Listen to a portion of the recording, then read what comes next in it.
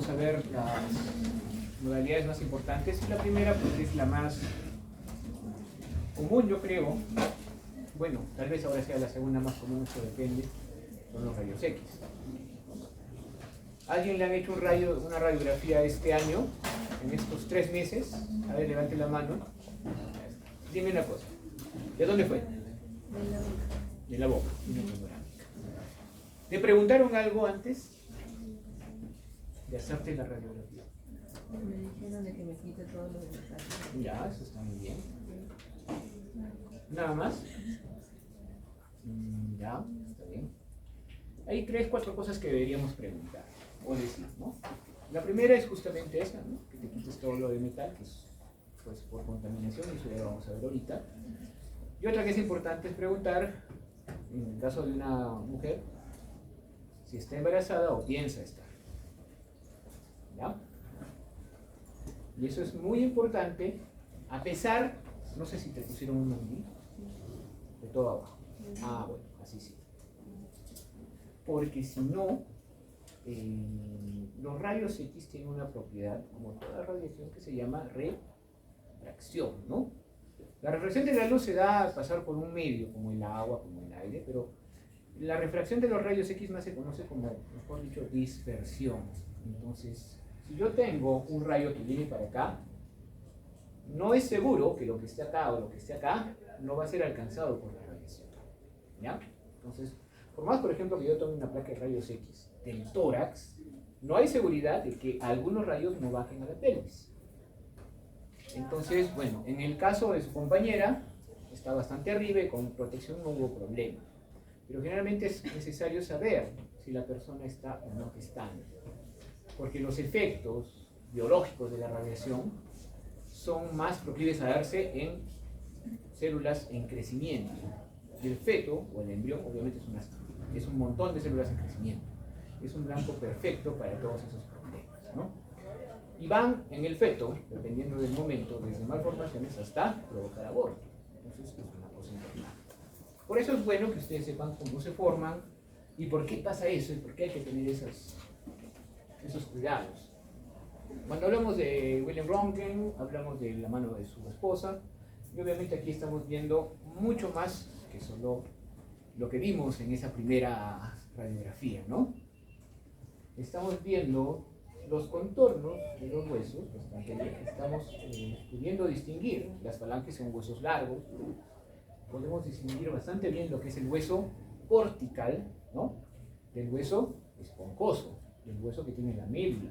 Por ende, como la cortical está tan bien definida, sí podríamos acá delimitar trazos de solución de continuidad, o sea, fracturas. Estamos viendo espacios negros entre el carpo, ¿no? Esos espacios representan cartílago. Ya vamos a ver por qué. Incluso estamos viendo unas zonas en esta parte, ¿no? Corresponden, ¿qué creen que es eso? Tejido. Tejido, músculo, ¿no? Nada, se ve el contorno del aproximador, los dos haces del músculo auricular, que no me acuerdo cómo se llama. Pero se puede notar. No con detalle, pero se puede notar. O sea, es mucho mejor, obviamente por los avances tecnológicos, que lo que hizo Röntgen. Incluso, puedo notar esto. ¿Saben qué es esto, no? Un huesito sesamoideo. Ah, sí. ¿Dónde hay otro hueso sesamoideo más grande? En la rodilla. En la rodilla. Muy bien. Entonces, estos rayos, obviamente con tecnología nos permiten ver muchas más cosas, pero también tienen limitaciones. Y esas limitaciones parten de su naturaleza. Hay un espectro, llamado el espectro electromagnético, en el cual vamos a encontrar la luz, ¿ya? Por un lado, las ondas de radio, más acá, y los rayos X y los rayos gamma al otro espectro. ¿Por qué es espectro electromagnético? Porque todo es un espectro de variaciones de onda, ¿ya? Por ende de variaciones de frecuencia. Es decir, que las ondas de radio tienen una frecuencia más grande que, por ejemplo, la luz, y la luz tiene una frecuencia más grande, o sea, menor frecuencia, mejor dicho, unas ondas más grandes que los rayos X y los rayos gamma. Los rayos gamma son radiación también, pero la radiación de los rayos gamma tiene una diferencia con los rayos X. Y no es que muta a las personas, ¿no? Como Bruce Banner, no. Sino la diferencia es que mientras los rayos X van a salir de dos fenómenos naturales que son la radiación de frenado y la radiación característica, los rayos gamma, y que tienen que ver con electrones, los rayos gamma nacen del núcleo, ¿ya? Entonces yo para emitir rayos gamma yo no necesito todo este aparataje, solo necesito una fuente radioactiva inestable que vaya decayendo de estabilidad. Solo eso necesito para producir rayos gamma. Obviamente son más poderosos, hacen peor mal, por así decirlo, que los rayos X, son de más cuidado, necesitan más blindaje, pero en realidad producirlos es solo producir la fuente, ¿no? Muy bien, entonces la longitud de onda, por ejemplo, de los rayos X, para que vean, es un 10 milésimo de la longitud de onda de la luz. Esos rayos de una longitud mucho más pequeña, ¿ya? Y estos rayos, y toda la radiación en general, se comporta como materia. Vale decir que en muchos casos tiene propiedades como la materia. No sé si es un poquito difícil de entender.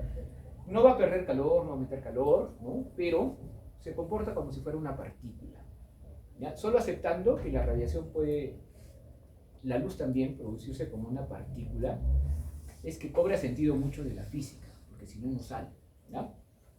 Y esta partícula de radiación se llama el fotón. Entonces, ¿qué radiación? La luz, por ejemplo, también está compuesta de fotones. Los rayos X también están compuestos de fotones. Y los rayos gamma, que también están compuestos de fotones, ¿no? Es un pack, una partícula, un pack, una agrupación de energía que viaja, que se comporta como una partícula. Y como se comporta como una partícula, se le puede imprimir energía, ¿ya? Y esa energía, en el caso de la radiación gamma de los rayos X, se llama electronvoltio, ¿ya? ¿Qué es un electronvoltio? Es la cantidad de energía que se produce cuando en un circuito, ¿no?, en que un electrón va a pasar de negativo a positivo, del cátodo al ánodo, se le imprime un voltio. Un voltio es una unidad de electricidad, ¿no? Entonces, cuando se le imprime un voltio, la energía, que es un número definitivo de joules, que es otra medida de energía, que no recuerdo ahora, eso es un electronvoltio, ¿no? Entonces, ¿qué significa eso? Que para mover estos electrones yo debo tener energía eléctrica, ¿no?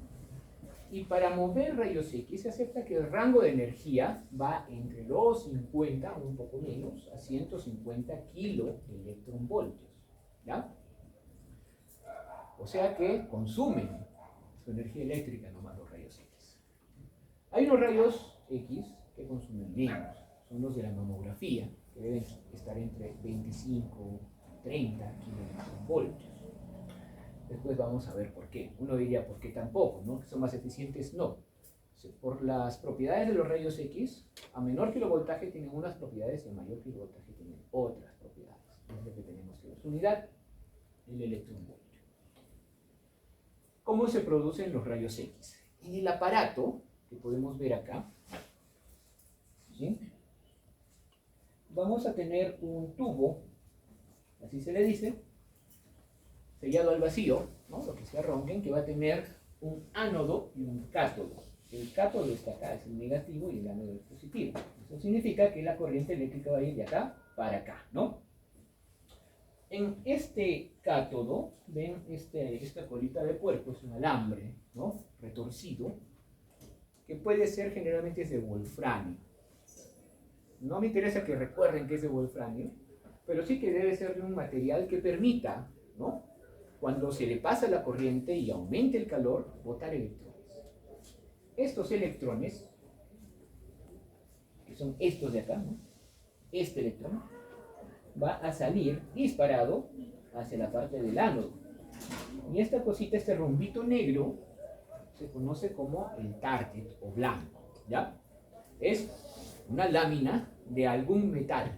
También puede ser wolframio, puede ser molibdeno, puede ser tungsteno, como hay. Entonces, esta laminita, como ven, sí está orientada un poco para abajo. ¿Para qué? Para que cuando choquen los rayos, la producción de rayos X sea para abajo. Cuando el electrón, ¿no?, al que se le ha imprimido, se le ha impreso, se le ha dado la energía que les estaba diciendo, los electronvoltios, los kiloelectronvoltios, choca con el target, va a producir rayos X, ¿ok? Entonces, básicamente, eso es lo que hay dentro de este aparato, ¿ya? Que necesita bastante energía eléctrica para eso sí. 99% de la energía eléctrica que le metemos al aparato se vuelve calor, ¿ya? Entonces, el que quiera tener su aparato de rayos X debe tener por lo menos un ventilador. La idea es que tenga su sistema de aire acondicionado, porque si no, se le va a malograr el aparato, ¿no? Y él mismo se va a malograr porque va a sudar horriblemente. Es feo trabajar en un ambiente así cuando no funciona el aire acondicionado, es mucho calor. Es muy ineficiente, ¿ok?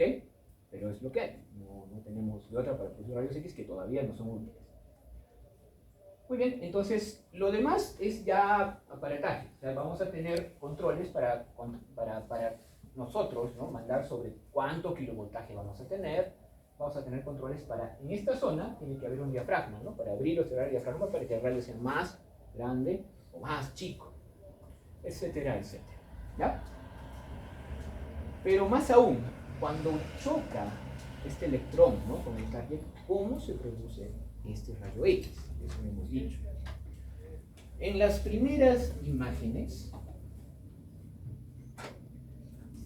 esto me representa el electrón que está llegando, ¿ok?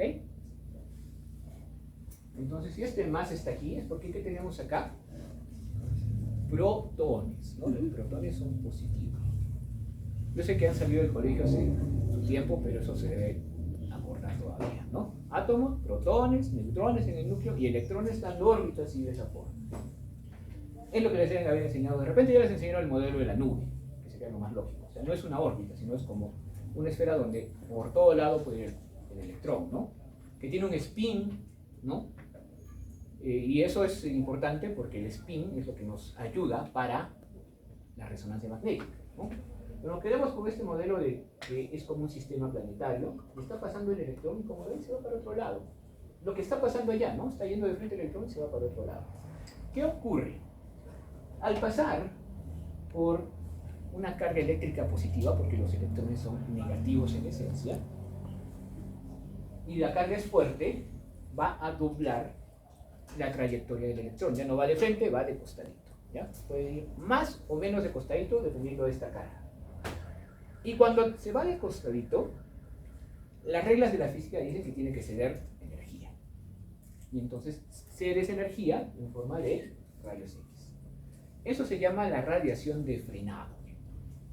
O si quieren complicarse la vida, Bernstrahlung, que es lo mismo, radiación de frenado pero en alemán. Sabrá Dios por qué, pero es más conocido como Bernstrahlung que como radiación de frenado. Y significa eso, que cuando pasan por alrededor de los átomos, ojo que no ha chocado con nada, el electrón sigue, no ha chocado con nada, va a cambiar su trayectoria, y como cambia su trayectoria, pierde energía, y esa energía tiene, o sea, podemos calcular su ángulo de incidencia, y es la radiación de frenado, y son rayos X, ¿ya? Esa es una primera parte.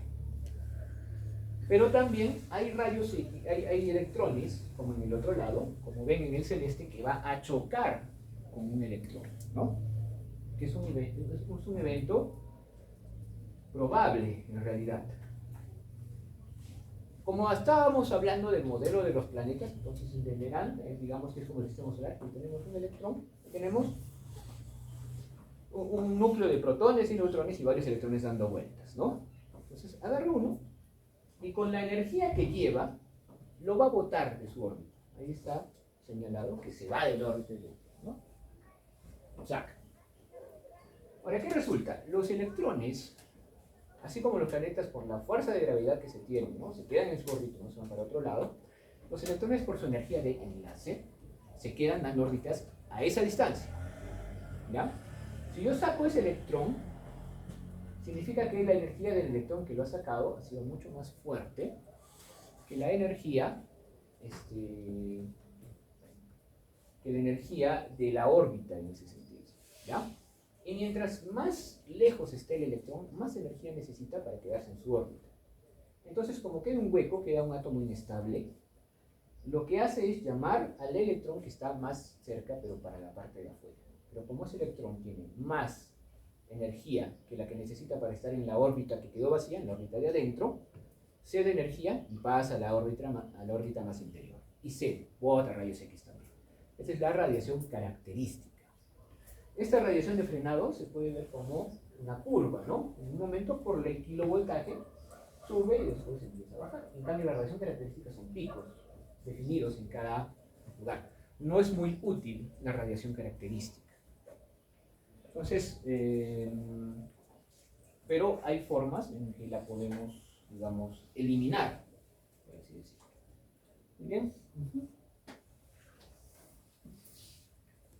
Entonces ya tenemos cubierto eso. Dentro del aparato que he dicho, que es un tubo que tiene polo negativo, positivo y pasa la electricidad y hace pasar los electrones chocan con un target que tiene átomos, y esos átomos van a hacer que se produzcan los rayos X, tanto como el Bell-Stralum, el frenado, como la radiación característica. Ahora, características de estos rayos X que están saliendo. Hay una cierta cantidad de rayos que van a ver, y eso depende obviamente del target y del kilovoltaje. Pero también del kilovoltaje depende de la calidad de los rayos. ¿Qué significa la calidad? No el número de haces, porque obviamente va a haber tantos haces como electrones hayan pasado y hayan hecho los efectos, ¿no? Sino depende de características como cuánto va a penetrar en el tejido este haz de rayos X, con qué estructuras va a interaccionar, qué estructuras nos va a dejar ver, ¿ya?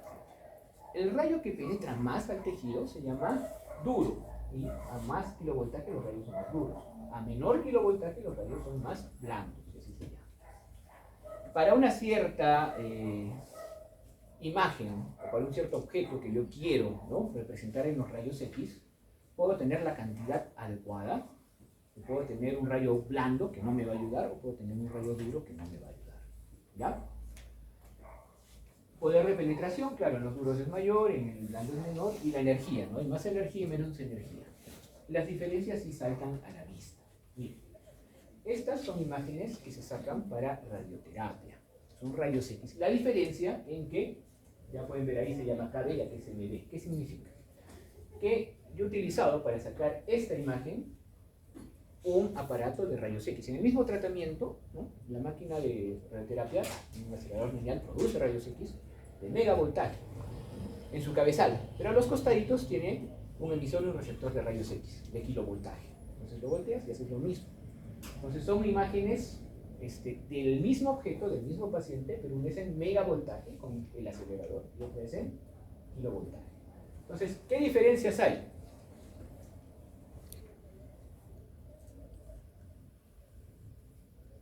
¿No hay? Estamos mal. Yo soy malo, ¿no? Yo soy de diferencias. Mire, la primera, con el kilovoltaje, es que yo distingo los huesos, ¿no? Y en el megavoltaje no sé dónde está. Tengo una idea, ¿sí?, pero no tengo el nivel de discriminación que tengo acá. Lo que sí puedo ver mucho mejor es la discriminación entre el aire y todo lo que es tejido blando. Miren qué bien se ven los senos costurofragmáticos, qué bien está discriminado entre lo que es el pulmón y el hueso. Igual tanto en lateral. Entonces, el megavoltaje me ha hecho perder detalles bastantes, pero me ha realzado, de cierta forma, la discriminación de tejidos. Pero ha hecho perder estos detalles de contraste. Entonces, un rayo duro hace perder detalles. Un rayo blando hace que también va a hacer perder detalles. Porque si fuera blando, yo vería esto muy claro y ya no vería las costillas. ¿Ok?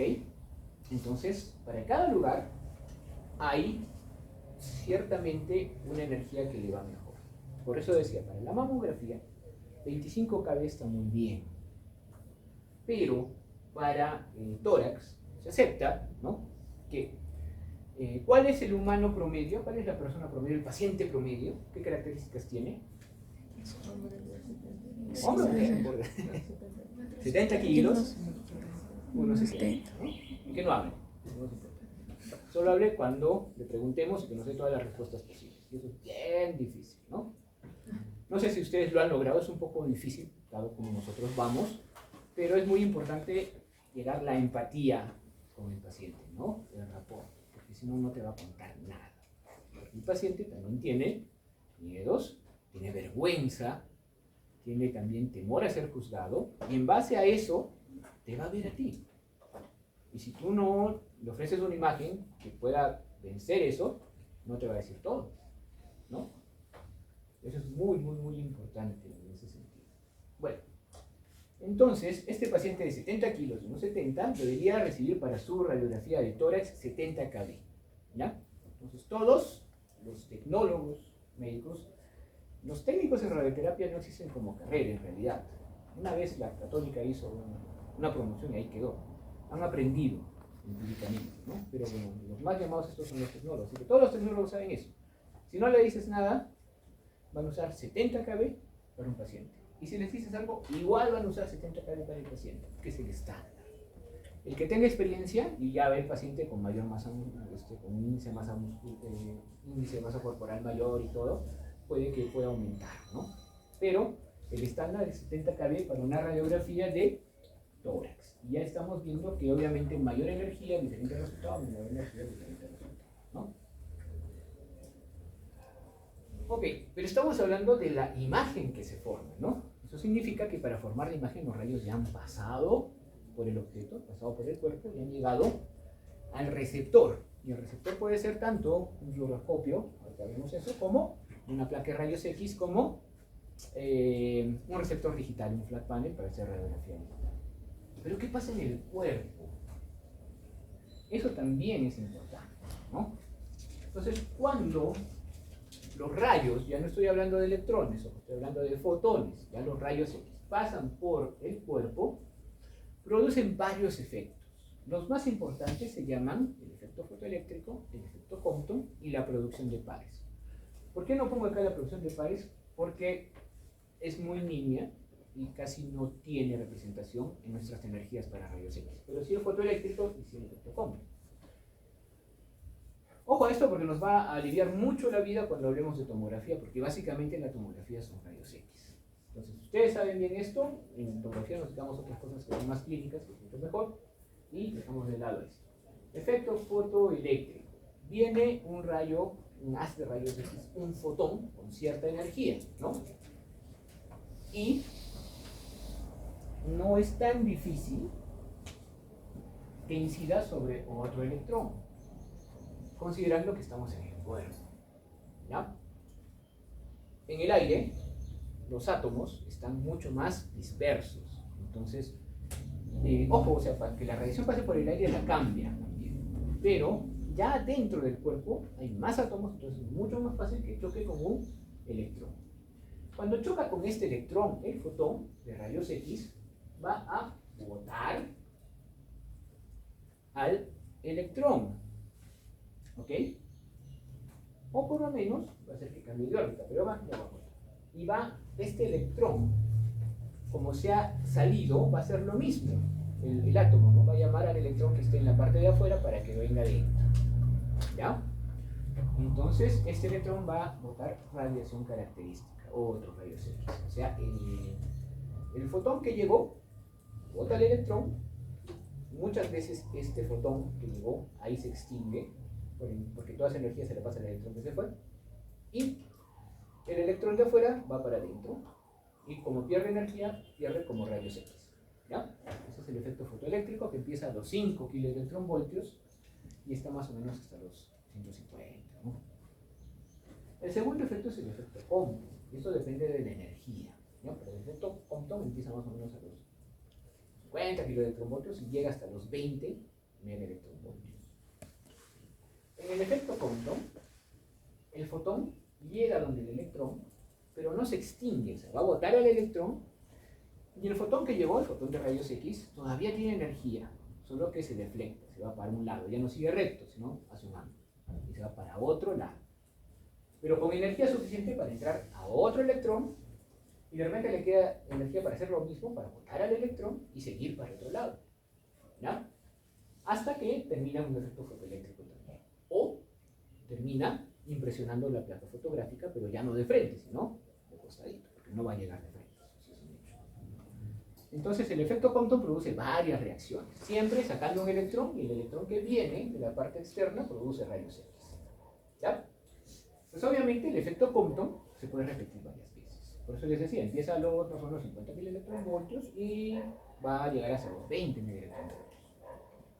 Es un efecto que dura bastante y es el efecto más notorio en las energías que usamos nosotros para rayos X y también para radioterapia en las energías bajas. Entonces, estamos botando electrones de la materia, ¿no? Estamos botando estos electrones, estamos desviando radiación, la radiación con cierta energía no se va a desviar tanto y va a ayudar a impulsionar la placa. Entonces ven la importancia de la energía para que pueda pasar por el cuerpo, ¿no? Si el cuerpo es más voluminoso, probablemente la energía que le imprimimos va a terminar en una placa blanda. Pero también pasa otra cosa.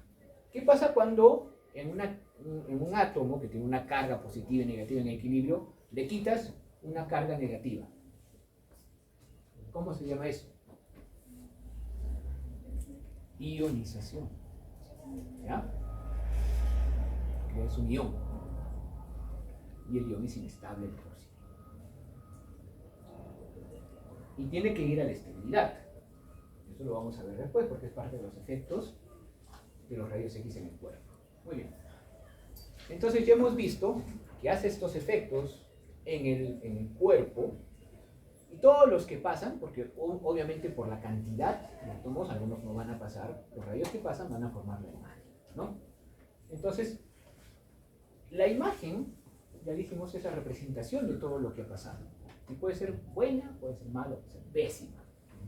Depende mucho de qué. De la densidad del objeto que ha atravesado, o sea, del grosor del cuerpo en realidad y de las partes del cuerpo que estamos viendo, y también del contraste entre dos estructuras. Y eso es muy importante. Miren, ahí estamos esquematizando un tórax axial, ¿no? Y como ven, la parte 1 representaría, ustedes ya han hecho serio, deberían saber más o menos qué representaría la parte 1. Abajo representaría el corazón, ¿no? Un mediastino, pero ¿no? Y la parte 2 representaría un tumor, ¿ya? Entonces, sí, los dos están en el mismo plano. Cuando ha pasado el haz, no vamos a ver entre ellos diferencia. En cambio, si los dos están en planos diferentes, vamos a ver diferencia. ¿Ven? Hay una silueta del otro objeto. Eso se conoce como el signo de la silueta. El signo de la silueta aparece cuando dos estructuras, porque la imagen que obtenemos de los rayos X es la suma de todo el cuerpo, ¿ya? No es como esta representación axial, ¿no? Donde podemos ver exactamente en qué parte está, ¿no? Todo lo representa. Por ende, si nosotros vemos que una parte anormal, ¿no? Está pegada a otra estructura, pero se nota su contorno, no están en el mismo plano. Me refiero a esto. Pero cuando se fusionan los contornos, sí están en el mismo plano. Y eso nos ayuda mucho en tórax, ya lo veremos en tórax mejor. Miren aquí, por ejemplo. ¿Qué vemos ahí? ¿Algo patológico?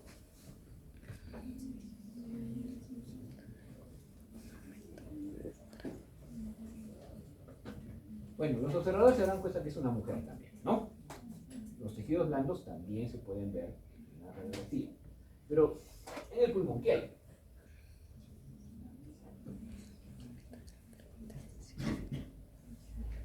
¿Esto es igual que esto? No. Y es una radiografía digital, así que está muy bien. Yo logro ver el contorno de las vértebras, así que no es la mejor radiografía, pero no es blanda tampoco. No está mal. Pero sí estoy viendo que esta zona está más opaca, hay una opacidad. No llega a borrar el seno postdiafragmático, porque obviamente si lo borrara sería con derrame, pero aquí hay una opacidad que significa que hay una condensación. Entonces ahí hay una neumonía. ¿De qué lóbulo? Pulmón derecho, ¿de qué lóbulo? Entonces, el signo de la silueta. Yo veo acá, en esta zona, que el contorno, ¿no? De la cava y de la aurícula y un poquito de la pared ventricular no se distingue de esta zona, ¿ya? Entonces no está en el mismo plano. ¿Qué lóbulo está en el plano del corazón? Está adelante. Porque acá hay tres lóbulos, ¿no? El superior, que no viene al caso, y los dos que llegan hasta abajo, que son el inferior y el medio. Entonces el inferior es el que está adelante. Por ende, cuando yo veo mi radiografía lateral, efectivamente, tenemos condensación en el lóbulo inferior derecho. ¿Ya? En contraposición, yo veo lo mismo aquí, ¿no? Estoy viendo también una condensación. Ojo, sigo viendo el seno posturdiafragmático. No piensen que porque la condensación está abajo se va a perder el seno posturdiafragmático, que solo se pierde cuando lo ocupa el líquido. Pero si veo la condensación, pero si estoy viendo la silueta, ¿no? Veo acá la película y parte de la pared del ventrículo derecho. Significa que no están en el mismo plano. Viendo la lateral, efectivamente, esta sí es una neumonía del lóbulo medio derecho, parte inferior. ¿Ya? Entonces, para eso nos sirve este signo de la silueta. Y se repite en cualquier, ¿qué les puedo decir? En cualquier sitio anatómico en el cual nosotros tomemos una radiografía. Sin embargo, es mucho más útil en tórax porque ustedes ya deben saber que el estándar de oro para una neumonía es la tomografía. Aquí me están tomando tomografías a cada rato solo por una neumonía. Generalmente en el momento lo hacemos por placas de rayos X, ¿no? Muy bien. Y para eso sí nos sirve el tener la idea de que la imagen es la suma, eso es importante, la imagen es la suma de todo lo que ha pasado. Y la radiografía nos puede dar una idea de si las lesiones o imágenes patológicas están en un plano o en otro. ¿Por qué?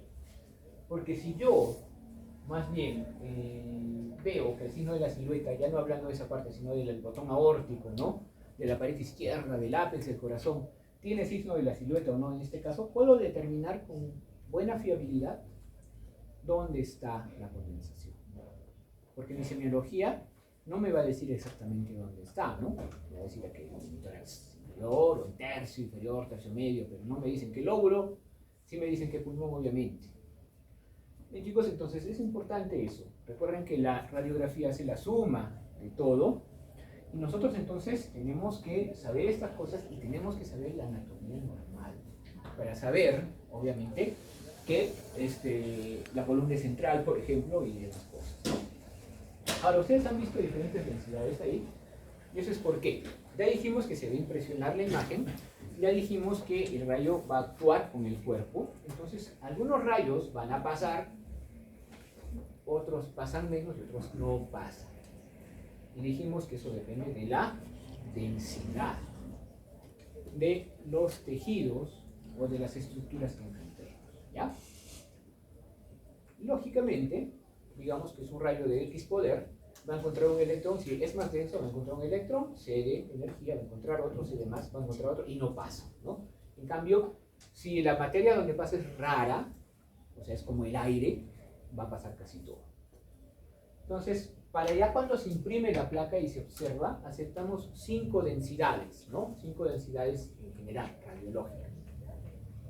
La densidad de aire, que es evidentemente negra o oscura, la densidad de grasa, que es menos oscura, la densidad de agua, que digamos que es la densidad de base, porque la densidad de agua, dado que ¿cuánto tenemos de agua en el cuerpo? Ya, 60 al 50%, ¿no? Dependiendo de la cantidad de grasa que tengamos. Entonces, tenemos harta agua, así que casi todo lo que vemos, los cartílagos, el músculo, los órganos, ¿no? Sólidos, son agua y tienen esa densidad. La densidad de hueso, por los cristales de hidroxiapatita cálcica, y por último, si es que tiene por ahí la densidad de metal, ¿no? Que es mucho más brillante que la de hueso. Pero bueno, que en el caso de los rayos X no produce realmente artefactos como la tomografía. Entonces miren ahí, en la parte derecha tenemos ejemplificadas las 5 densidades, ¿ya? Esa es la densidad de agua. Entonces si yo me pongo aquí, ¿qué densidad hay ahí?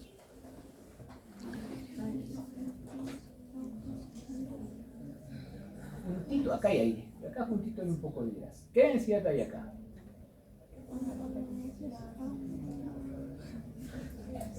Esto es densidad de agua, ¿ya? Esto también es densidad de agua.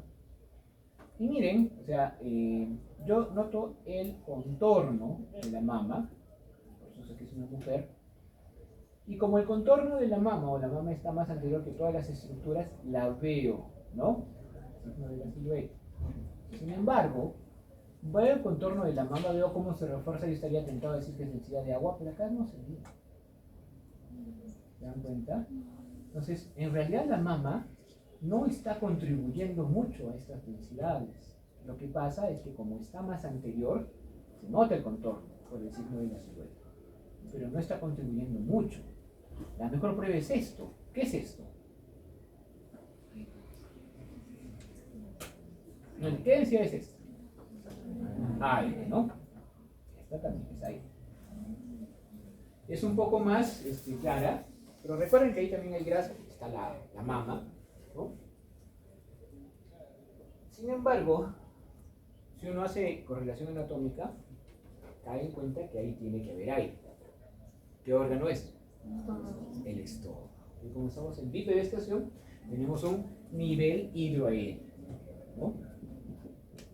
Aire, agua. En el estómago es normal, pero en el intestino, en el colon, ya no lo es tanto, ¿no? Saben que los niveles hidroaéreos son un signo radiográfico de obstrucción intestinal. Pero en el estómago no hay problema.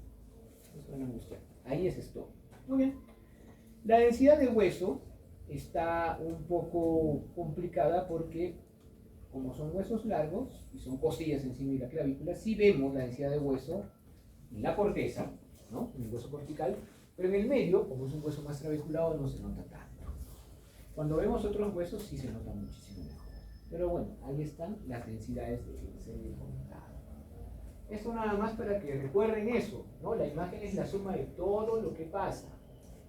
Y por más que hayan varias cosas, siempre es la sumatoria. ¿Ya? Esta imagen va a salir, no importa si esto estuviera aquí o más adelante,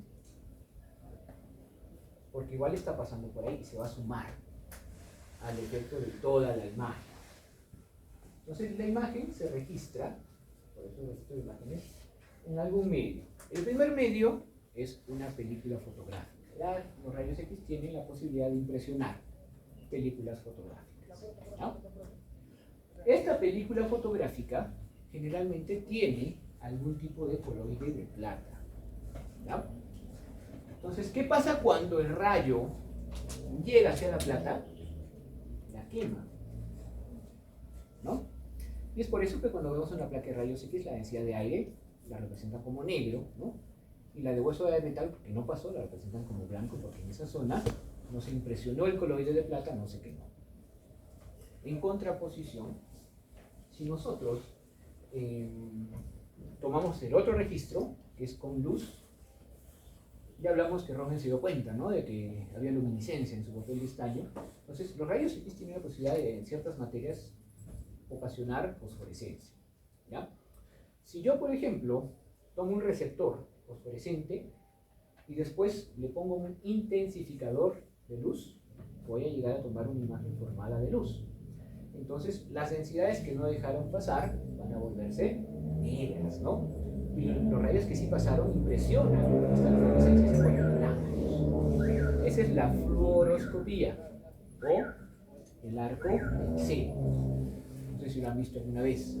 Te permite ver la radiografía, por así decirlo, en tiempo real, ¿no? Como una película, porque mientras tú haces, tú vas viendo.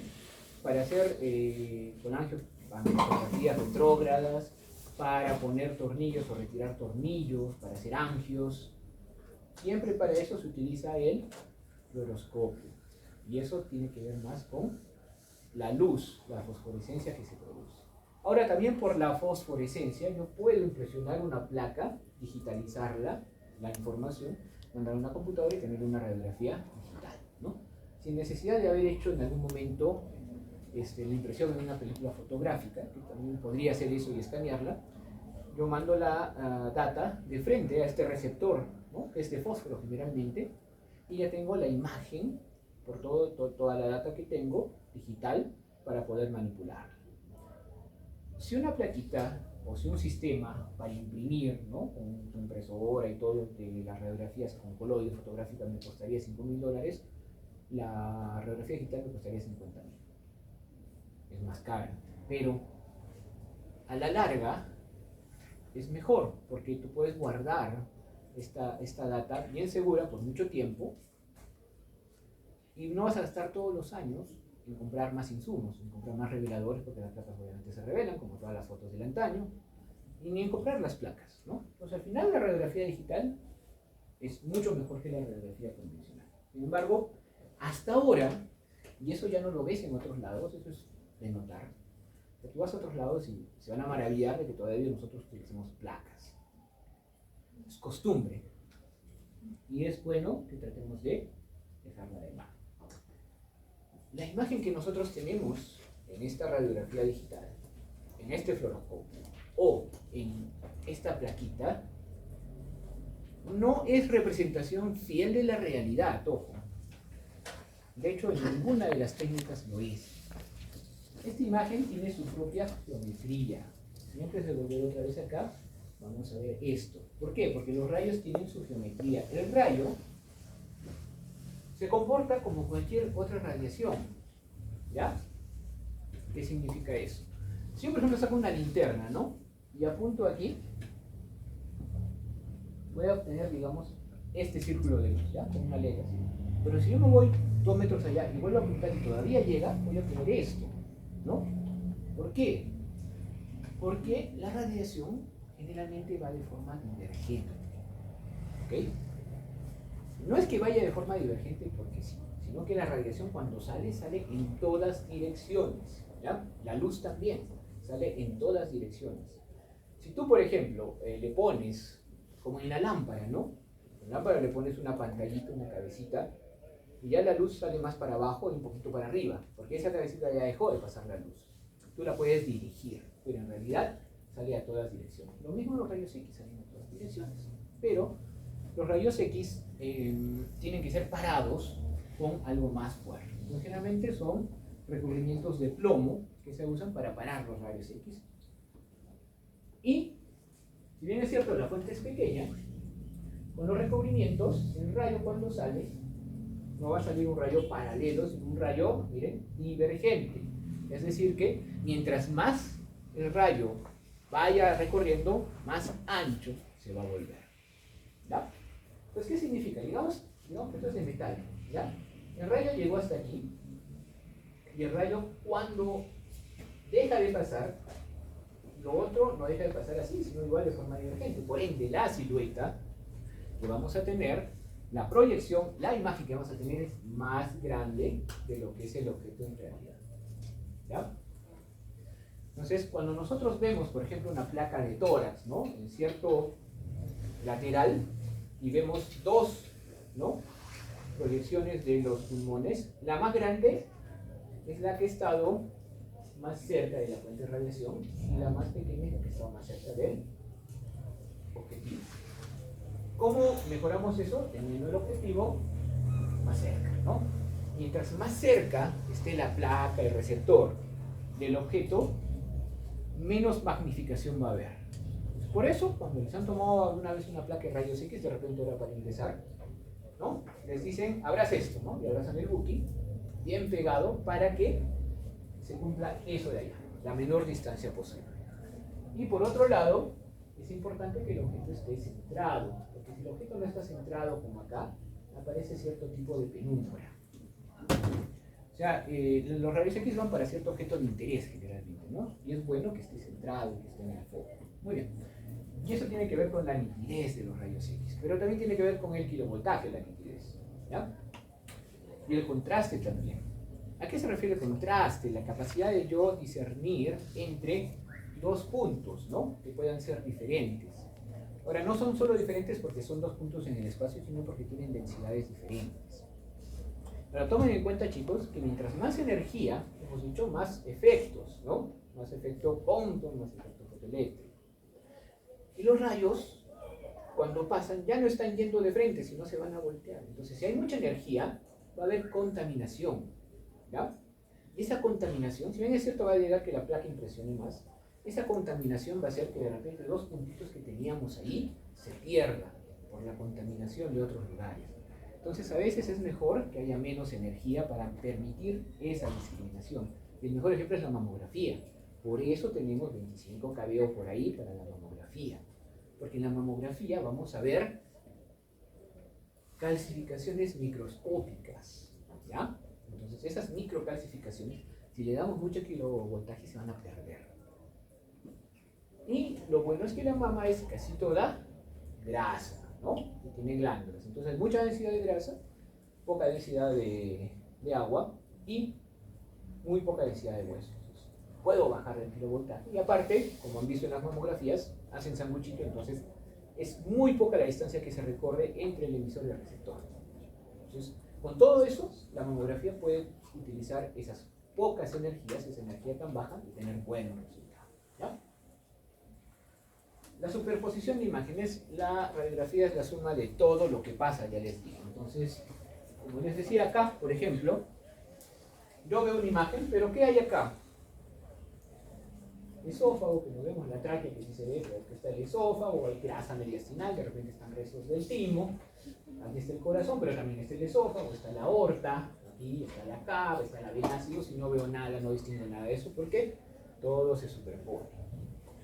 Entonces, ojo, hay ciertas incidencias, formas de tomar, ¿no? Oblicuas o qué sé yo, para ver mejor las imágenes, para evitar la superposición. Pero aún así la superposición va a ser un limitante de los rayos X, ¿no? El paralaje y el efecto de Cantor se refiere justamente al hecho de que las imágenes tienen bordes, ¿no? Y como les dije, el mover una imagen para un lado o para otro va a tener cierta pérdida de la definición de la sombra de la imagen, que a veces es importante. Hasta ahora, la primera evaluación de los tumores malignos óseos es bueno hacerla con rayos X, ¿ya? Los signos que aparecen nos dan información útil sobre el tipo de tumor que podría ser. Y eso tiene que ver con centrar bien la imagen en el objeto de interés, si no va a haber problemas, ¿no? A eso me refería también con el detalle. El detalle obviamente va a venir de centrar la imagen, va a venir del contraste que viene por el kilovoltaje adecuado y también por la distancia que puede haber al chasis, ¿no? Al receptor. La ampliación obviamente siempre va a jugar en contra, y hemos visto cómo podemos disminuirla. Se pega, ¿no?, el receptor siempre que se puede al objeto de interés, y eso también aumenta la definición.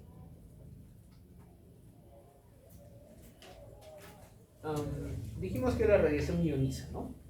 Entonces, antes de entrar bien a eso, ionizar es malo para el cuerpo, no es bueno, ¿ya? Entonces, es bueno utilizar la menor cantidad de rayos X que sea necesaria. A veces, una persona con mayor masa muscular, no solo muscular, va a necesitar mayor cantidad de rayos X, ¿no? Está bien, se justifica. El paciente recibe los rayos X que sean necesarios, ¿ya? No hay un límite, de que solo puede recibir 200, 400, lo que tenga que recibir. Depende del tecnólogo, no de ustedes, no de nosotros lo tenemos claro, pero depende de quien opera la máquina el llegar a ese resultado, ¿ya? Entonces, lo primero es no evitar hacer radiografías por las puras. Si está claro que es una laringitis, está claro que es una faringoamigdalitis, no le pidas rayos X por las puras. Si tu semiología te dice que los pulmones están limpios, no le pidas rayos X. Si en el workup, ahí es otra cosa, ¿no? Es una enfermedad en la cual podría haber un problema en el pulmón que no da síntomas, digamos un cáncer, ahí está justificado. Ni siquiera los rayos X, es una tomografía. Pero no podíamos tomografías por las puras, ¿ya? No repitamos, eso ya es cosa de los tecnólogos, ¿no? No repitamos radiografías por las puras. Entonces, lo mínimo indispensable de dosis, si eso ya viene con la práctica, si es una persona de un hábito más pequeño, no voy a dar 70, le puedo dar 50, 60 y va a salir una buena imagen. Chasis especiales que vienen a ser los bookies, por ejemplo, ¿no? En los que entra la imagen, entra la placa de rayos X, y atrás tienen un metal que lo que hace es absorber la radiación que pasa, porque todavía hay radiación que sigue pasando. ¿Qué pasa cuando esa radiación, ¿no?, por ejemplo, la densidad de aire, llega a la placa? Va a pasar todavía algo de radiación. Y si llega, porque las placas están dentro de esa cosa que se llama chasis, y no hay nada que la absorba, va a regresar y va a contaminar la placa. Entonces el buque es una especie de chasis especial. Igual existen esos metales raros, ¿no? Por eso hice parte de refuerzo para poder absorber radiación. Los intensificadores de imágenes son para utilizarlos justamente en la fluoroscopía, ¿no? Como les decía, toman poca luminiscencia, poca fosforescencia y la pueden magnificar. Y por último, la fluorescencia o la fluoroscopía pulsada, ¿no? Que significa que yo no estoy continuamente emitiendo rayos X, sino a cierta cantidad, ¿no?, de rayos por segundo. Eso disminuye bastante la dosis. Muy bien. Entonces, con eso, o sea, a nivel técnico, se puede reducir la radiación. Pero lo más importante que podemos hacer nosotros es no indicar para nada radiografías que no nos van a servir. ¿Ok? Muy bien. Efectos biológicos de la radiación. Si hay ionización, va a haber efectos biológicos, ¿ya? Esos efectos pueden aparecer en el momento, pueden aparecer después. Los del momento dependen mucho de la dosis en ese momento. Los de después pueden depender de la dosis continua o también de la idiosincrasia del cuerpo, ¿ya? Los que aparecen en este momento suelen ser somáticos, es decir, probablemente no los vayan a ver, soy sincero, pero si ustedes son cardiólogos, por ejemplo, y se meten a hacer una cineangio, y el tecnólogo está ahí, le da como 20 minutos, media hora de frente al fluoroscopio, en una semana probablemente este señor venga con una raya roja. ¿Por qué? Porque ha tenido radiodermitis por la dosis de radiación que recibió, ¿no? Entonces son efectos somáticos. No los van a ver con radiografía diagnóstica mucho, a menos que seamos malos que le pongamos media hora el fluoroscopio, ¿no? Con una plaquita no se va a ver.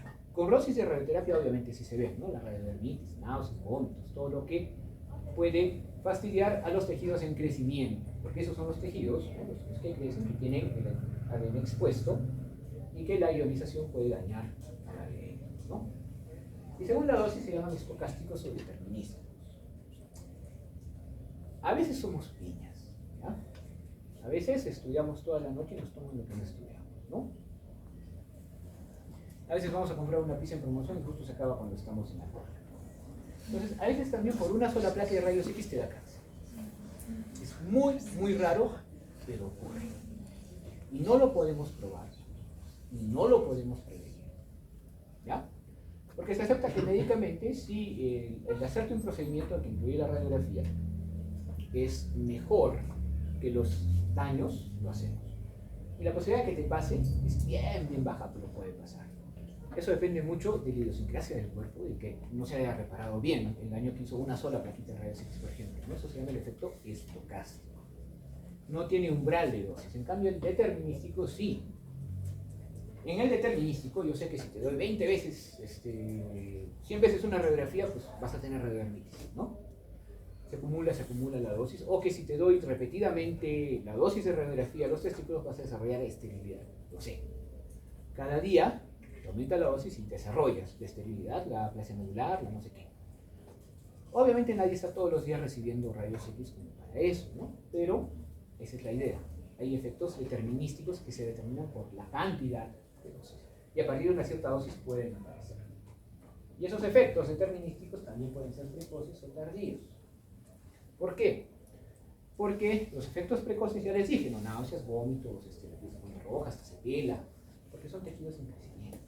Pero hay otro tejido en crecimiento que se afecta, que se llama endotelio. El endotelio también se reproduce, ¿ya? ¿Qué pasa si el endotelio se muere? Podemos ocluir vasos sanguíneos, ¿no? En un proceso de isquemia leve, el cuerpo va a decir chispas, no hay tanta sangre, vamos a hacer algo para racionar. Entonces, muchas veces, en el proceso de reparación, echa de mano de células más modestas en cuestión de oxígeno. ¿Cuáles son esas células? Los fibrocitos, ¿ya? Por eso cuando nosotros hacemos leña, aparecen los fibrocitos, son más guerreros, por así decirlo. Pero, si sigue habiendo este proceso de daño del endotelio, por más que haya fibrocitos, va a aparecer una úlcera, ¿no? O va a aparecer un daño, o va a aparecer una necrosis. Entonces, los efectos tardíos vienen cerrados por el efecto que el radio da en el endotelio. Muy poco probable que ocurra con las dosis de rayos X. Ojo, pero son los efectos que hacen los rayos X en grandes cantidades. ¿Ok? Efectos sobre el agua. El agua es el mayor componente del cuerpo, entonces, y el agua tiene electrones, ¿no? Entonces, al final, ioniza el agua y forma radicales libres, ¿ya? Alteración de moléculas. Esos radicales libres se pueden y van a oxidar todo lo que puedan. Si encuentran por ahí una membrana celular y tienes van a ir, van a oxidar. Eso se puede reparar. El problema es el efecto en el ADN. Ojo, miren, el rayo X no está destruyendo, el fotón este no destruye el ADN, pero el radical libre sí, y puede romper enlaces.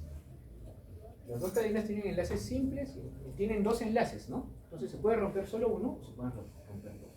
Obviamente que se rompan los dos enlaces es más complicado. Tiene que venir una reparación. Pero el organismo no es buen reparador, ¿ya? El organismo va a reparar y dice, si funciona, funciona, déjalo. No importa, ya. Es un motivo. Lo tarraqueamos, le echamos masilla y ya. Y si funciona, perfecto, y si no, vamos a la apoptosis. Entonces, hay muchas reparaciones que no son las reparaciones que debería de haber, ¿ya? Cuando se rompe el enlace, pues no es que el enlace lo vamos a volver a construir. Se pierden bases y hay mecanismos para reparar esas bases de acuerdo a moldes, pero a veces no son adecuados.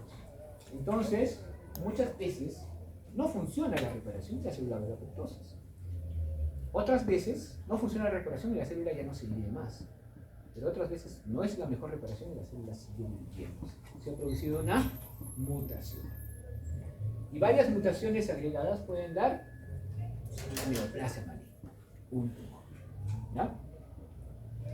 En el organismo en general, si yo recibo 120 grays, un gray es una medida de radiación, que es la medida de dosis absorbida, me voy a morir. En 3-4 horas me muero, náuseas, vómitos, convulsiones, pérdida de conciencia. Si recibo 3 a 4 grays, y ojo, 3 grays es lo que puede recibir una persona, pero en una parte delimitada del cuerpo. Si todo lo recibo va a tener un síndrome agudo. O sea, no es hiperagudo en el sentido que se desarrolla en horas, pero en un poco más de tiempo se desarrolla igual. Pero sí es más posible de que se cure. Eso es intoxicación por radiación y lamentablemente para eso, si no es por una sustancia que tú has consumido, poco podemos hacer para mejorar. Va a ser lo que tenga que ser. Y eso es lamentable porque en radioterapia se me han ocurrido accidentes de ese tipo. Ya no puedes hacer nada, ya está hecho el daño y va a seguir su curso. Hubo un señor que cuando tenían la bomba de cobalto antigua, se le ocurrió, la bomba, como les dije, ¿no? Siempre es radiactiva, así que tiene que salir del lugar donde está encapsulada y regresar. Y no regresó. Y el señor la metió. Eso ha sido hace 15 años más o menos. Actualmente ya no tiene brazo. Y sigue con problemas. Porque esa radiación que recibió va a seguir haciendo los problemas crónicos que les dije. Y pues va a ser el devenir que tiene. Realmente no se le puede curar. Ni siquiera la cámara hiperbárica, que podría haberse una solución, eso no. Recuerden, eso no pasa con los rayos X diagnósticos, ¿ya? Pero es para ilustrar las cosas que pueden pasar. Efectos en órganos específicos, ya dijimos la radiodermitis, ¿no? Afectamos las células basales, por eso la piel no se afecta rápidamente, sino a las 12 semanas aparece el efecto. Puede hacer hasta necrosis o provocar un cáncer de piel. Los rayos X lo provocan tanto como pueden provocarlo los rayos ultravioleta, ¿no? Por ejemplo. En la médula, ¿qué es lo que crecen? Los precursores, por eso puede haber aplasia. En los testículos, una sola dosis nos puede dar una infertilidad temporal. ¿Ya? ¿Por qué? Porque después se regeneran las células y, como siempre se producen espermatozoides, va a volver. En los ovarios también puede haber una infertilidad temporal, a menos que la dosis sea más fuerte. Estoy hablando de dosis de radioterapia, ¿ya? O sea, a partir de, no sé, los 150 o 200 si le cae el ovario, bueno, 150 o 200 centígrados, y le cae el ovario, va a haber infertilidad. Y esa ya no se recupera porque ahí estaban todas las células, ¿no? Ustedes no producen más células. Ustedes van a utilizar los folículos con los que vinieron al mundo, ¿no? Ni siquiera todos. Entonces, una cosa que le decimos a las pacientes de radioterapia, que casi nadie puede hacer porque obviamente es carísimo, si tú quieres tener hijos después, tienes que congelar tus óvulos, ¿no? Y después vientre de alquiler. No va a haber otra realidad. Muy bien. Vamos a terminar. Ya dijimos de la carcinogénesis, estocástico determinística, una sola dosis te puede dar cáncer. y la suma de dosis también. Entonces, por eso la radiación lo menos posible. ¿Qué es lo importante acá? Esto. ¿Ya? 50 microsieverts, que son equivalentes a un gray, o sea, 50 micrograys tiene cada plaquita de tórax. Es muy bajo que el límite permitido, que es 50 al año en realidad. Pero una tomografía tiene 6.900 microsieverts. Después lo desarrollamos. Obviamente tiene mucha más radiación, pero aún así, si es necesaria, se toma. ¿Ya? Indicaciones de la radiografía son muchas. Para tórax es el examen inicial, ¿no? Para patología osteomuscular obviamente también.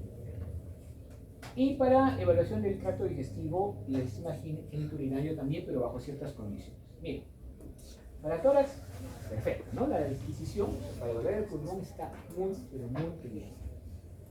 Siempre y cuando esté bien tomada. ¿Vemos algo ahí? No, pues realmente no. ¿Vemos algo ahí? Voy a borrar las letras. ¿Cómo se llama eso? Fractura de Cocas, ¿no? Fija, ¿ya? Ya tienen un punto en el examen. Es fijo. Eso es algo que deben saber sí o sí. Muy bien, para patología osteomuscular, el examen de elección. A menos que piensen que es un esguince, ¿ya? Y está muy claro que es un esguince ahí. ¿Para qué le toman radiografía? Vayan a que le tomen una radiografía. Se va a haber hipoplasicidad, el ligamento va a estar, pero en los rayos X no va a salir nada. ¿Ya? Entonces, no es porque estoy caminando y de repente hago así y sigo caminando, que en la noche me van a tomar unos rayos X, ¿no? Recuerden que para fracturas siempre hay impotencia funcional. Y eso es lo que su clínica debe dirigir el examen, y no al revés, el examen dirigir la clínica. Las limitaciones ya las dijimos, la imagen es la suma de todo lo que he atravesado, entonces hay cosas que no vamos a poder distinguir. El espesor del cuerpo se ve con la calidad de imagen, y a veces por más energía que yo le ponga, ya fue, ya no se mira bien. Un ejemplo es un gorrito, 150 kb ya no se mira, ya no se va a ver con 200, con 300, por las puras. Los efectos biológicos, cuidado con embarazadas, que hemos dicho que obviamente va a producir teratogénesis o aborto, ¿no? Y para terminar vamos a hablar de medios de contraste. Hablamos del sistema genitourinario, ¿no? ¿Se acuerdan? Y del sistema digestivo. En realidad, si yo tomo una placa sin nada, solo voy a poder ver los niveles hidroaéreos o de repente signos ominosos, ¿no? Como de repente aire en el peritoneo y esas cosas que ya sabemos que son de una persona, si no se ha operado, de una persona que está bien. Pero, si utilizo contrastes, que los contrastes son sustancias que van a llenar cavidades, puedo tener mucha más información, ¿no? Y básicamente son dos tipos. Contraste negativo, que obviamente pone las estructuras de menor densidad, y contraste positivo. El contraste negativo, ¿cuál suele ser? El agua y el aire. Y el positivo generalmente son compuestos iodados o el bario. El bario es un contraste más oral. Se puede comer, se puede ingerir y se puede eliminar. Y no se absorbe. Y el yodo es un contraste que es más endovenoso. Hay tres tipos de contraste en ese sentido. Los dos primeros, que son monodioméricos y didioméricos, son altamente iónicos y ya no se usan. El tercero, que es de baja ionicidad, ¿no? Y no ionizante, de baja osmolaridad y no ionizante, es el iopamidol, que es el que más se usa en la actualidad. Eso significa que tiene pocos efectos adversos, pero aún así los tiene, ¿ya? Entonces, un ejemplo del uso del iopamidol: inyecto, espero a que llegue a los riñones y voy a poder ver la eliminación de ese contraste en los cálices menores, en los cálices mayores, en la pelvis renal, en el ureter, incluso cómo se llena la vejiga, ¿no? Entonces, esa es una pielo-ureterografía, y eso es un examen funcional, porque yo puedo ver acá estrecheces, puedo ver ensanchamientos, puedo ver etc. o anulación de la función de un riñón, porque obviamente si no se pinta un riñón, no funciona, ¿no? También en el otro lado estoy viendo el intestino grueso, en sus porciones correspondientes, ¿no? Ascendente, transverso, descendente y circuito. Y si ustedes se dan cuenta, el contraste positivo ha llenado las paredes, y el contraste negativo, ¿no? El agua o el aire ha hecho que se infle y haya un bonito contraste, ¿no? Esa es una radiografía de doble contraste, muy efectiva para ver pólipos, por ejemplo, o para ver tumores. Más que todo pólipos, porque los tumores que yo veo acá van a ser bien groseros. mejor hubiera tomado una tomografía. Pero si no hay, es un buen método para poder ver pólipos, para ver dólico, megacolon también, o algunas otras patologías. Ojo, el contraste, y eso aplica también para la tomografía, no iónico, de baja osmolaridad, no es tan alérgico, pero puede ser. Los reportes de alergia a estos contrastes no hablan mucho de la muerte, pero hablan, ¿ya? ¿Qué puede haber? Puede haber toxicidad leve, moderada, grave, ¿no? En un espectro de ¿qué? Cefalea, náuseas, vómito, dolor abdominal, pérdida de conciencia, convulsiones, ¿ya? Eritema cutáneo, rash, distrés respiratorio. Puede ser leve, puede ser medio, puede ser moderado, y así lo tratamos. Doctor, me siento mal. Saturación de oxígeno 85, vamos a ponerle una acá, ¿ya?